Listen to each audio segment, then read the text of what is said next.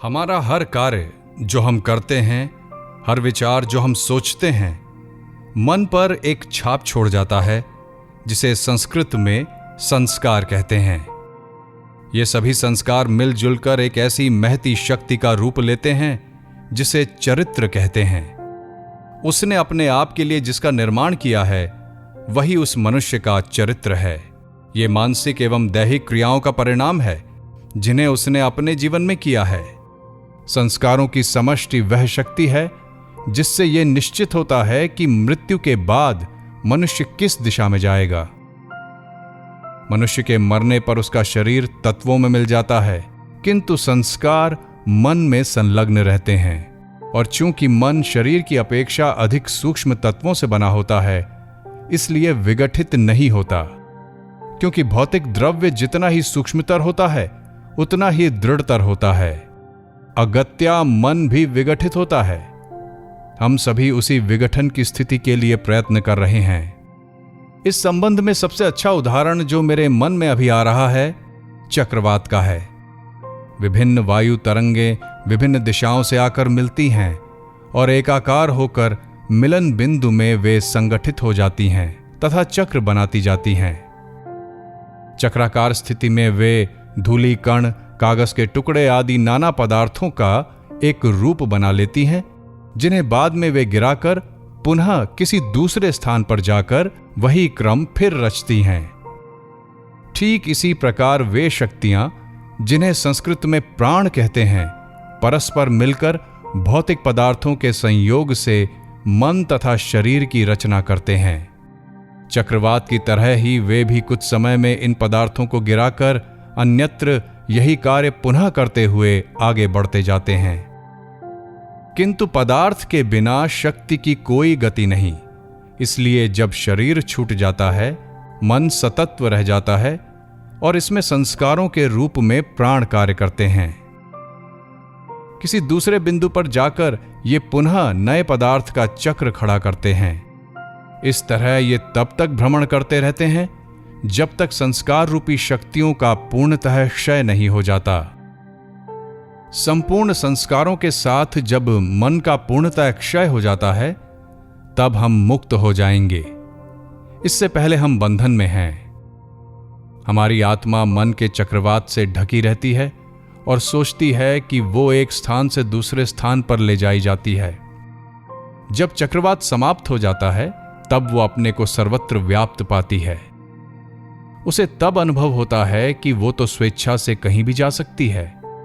वो पूर्णतः स्वतंत्र है और चाहे तो अनेकानेक शरीर और मन की रचना कर सकती है। किंतु जब तक चक्रवात की समाप्ति नहीं होती, उसे उसके साथ ही चलना पड़ेगा। हम सभी इस चक्रवात से मुक्ति के लक्ष्य की ओर बढ़ रहे हैं। मान लो कि इस कमरे में एक गेंद है और हम सबके हाथ में एक एक बल्ला है।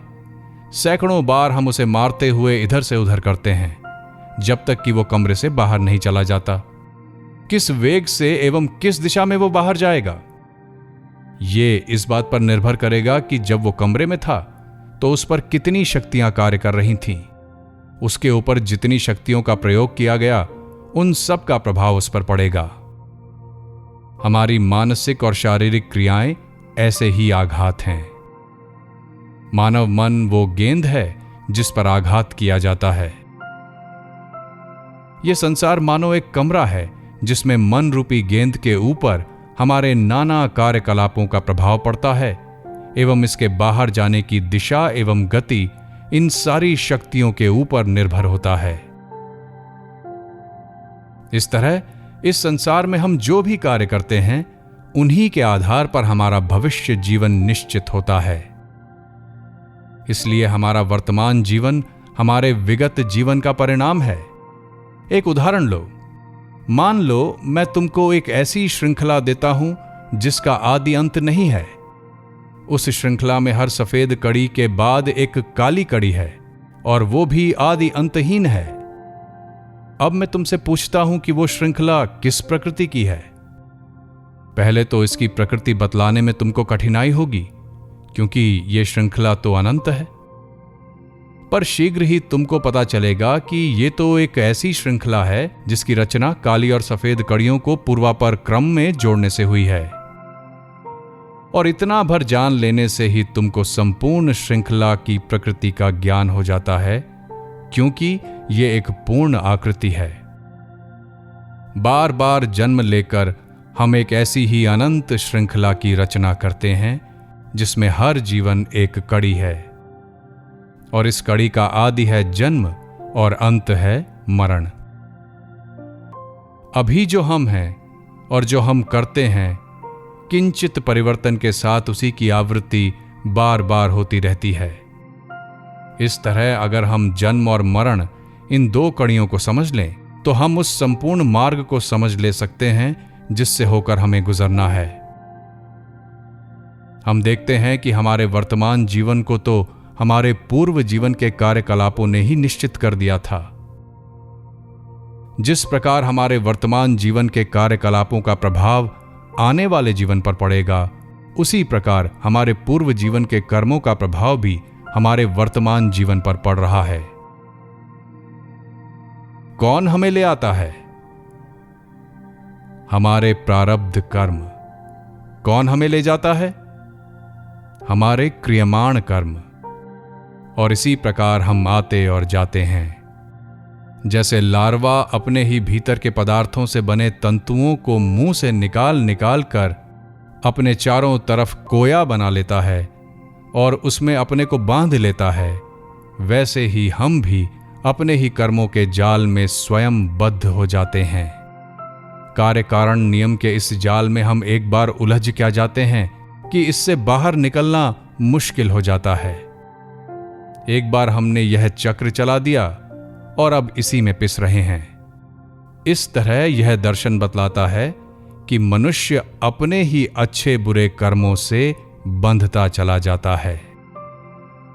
आत्मा न कभी आती है न जाती है।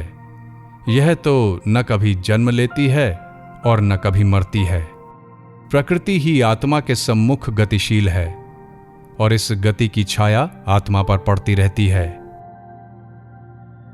भ्रमवश आत्मा सोचती है कि प्रकृति नहीं बल्कि वही गतिशील है। जब तक आत्मा ऐसा सोचती रहती है तब तक वह बंधन में रहती है, किंतु जब उसे यह पता चल जाता है कि वह सर्वव्यापक है तो वह मुक्ति का अनुभव करती है। जब तक आत्मा बंधन में रहती है तब तक उसे जीव कहते हैं। इस तरह तुमने देखा कि समझने की सुविधा के लिए ही हम ऐसा कहते हैं कि आत्मा आती है और जाती है। ठीक वैसे ही जैसे खगोल शास्त्र में सुविधा के लिए यह कल्पना करने के लिए कहा जाता है कि सूर्य पृथ्वी के चारों तरफ घूमता है, यद्यपि वस्तुतः बात वैसी नहीं है। तो जीव अर्थात आत्मा ऊंचे या नीचे स्तर पर आता जाता रहता है। यही सुप्रसिद्ध पुनर्जन्म का नियम है। सृष्टि इसी नियम से बद्ध है।